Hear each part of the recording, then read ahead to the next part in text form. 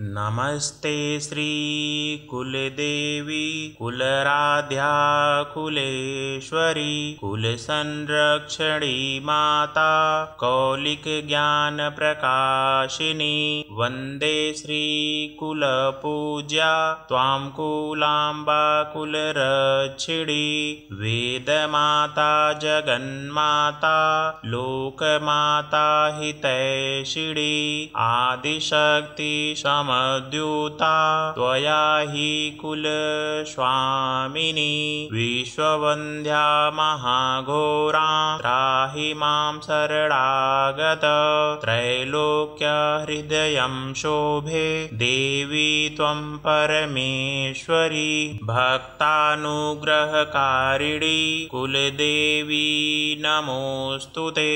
महादेव प्रियङ्करी बालानां हितकारिणी कुलवृद्धिकरी माता त्राहि मां शरणागतं चिदग्निमण्डलसम्भूता राजवैभवकारिणी प्रकटितां सुरेशानि वन्दे त्वां कुलगौरवां त्वदीये कुले जात त्वामेव शरणं गत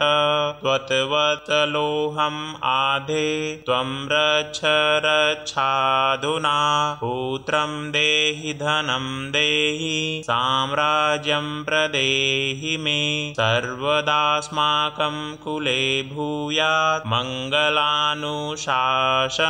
कुलाष्टकमिदं पुण्यं नित्यं यशोकृती पठे तस्य वृद्धि कुले जात प्रसन्ना कुलेश्वरी कुलदेवी श्रोत्रमिदं सम्पूर्णं ललितं तथा अर्पयामि भवद्भक्त्या त्राहि मां शिवगेहिनम्।